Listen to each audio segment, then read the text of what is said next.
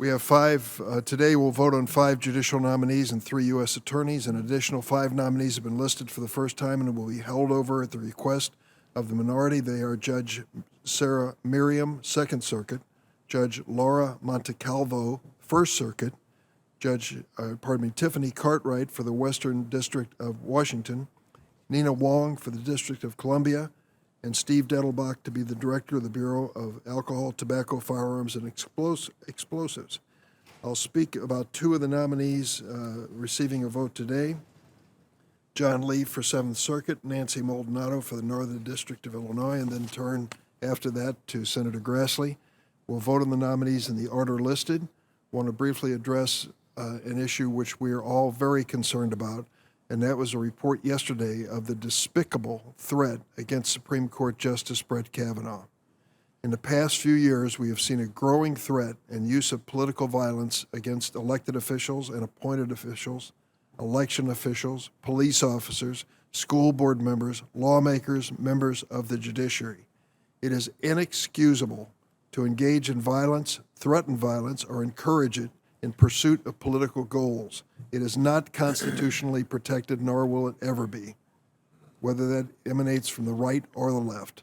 I also want to note that according to the court documents, the gunman outside Judge Kavanaugh's home said he found the address on the internet. This committee reported out a bill last year, the Daniel Anderl Judicial Security and Privacy Act, that is directly responsive to the threat judges face when their private information is posted online. We have hotlined this bill, but is being blocked by the junior senator from Kentucky. I hope that he will lift his hold in light of what's happened in this circumstance to Justice Kavanaugh. We need to get this legislation passed, and the House needs to pass the measure which we enacted in the Senate, which provides special protection to Supreme Court justices and their families. If they want to expand it, as I understand they are thinking about, for goodness sakes, do it. Do it on a timely basis. Let's get into a conversation to get this passed once and for all. We need to do this.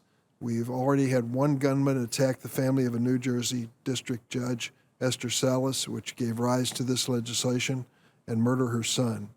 I'll now discuss 2 Illinois judicial nominees very quickly. Judge John Lee, unanimously well qualified by the ABA, born to Korean parents. His father and mother were a coal miner and a nurse. Judge Lee came to this country as an immigrant at the age of 4. His family settled into a 1-bedroom apartment in Albany Park neighborhood of Chicago. He graduated magna cum laude from Harvard College and cum laude from Harvard Law School. After beginning his career in public service at the Justice Department's Environment and Natural Resources Division, he worked in private practice for several firms. 2012, President Obama nominated him to the Northern District of Illinois.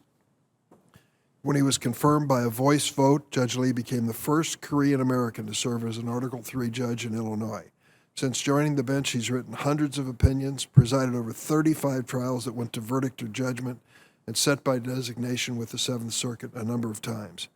His nomination to the court was historic, and if confirmed, would make history again as the first Asian American judge to serve on the 7th Circuit. Nancy Maldonado will also be on the calendar today as a nominee to the Northern District. Born in Illinois, she earned her A.B. cum laude from Harvard and her J.D. from Columbia Law School. She came back to clerk for Judge Ruben Castillo on the Northern District for 2 years, stayed in practice in Illinois ever since. For the last 19 years, she's worked in private practice, specializing in employment, civil rights, and fraud litigation.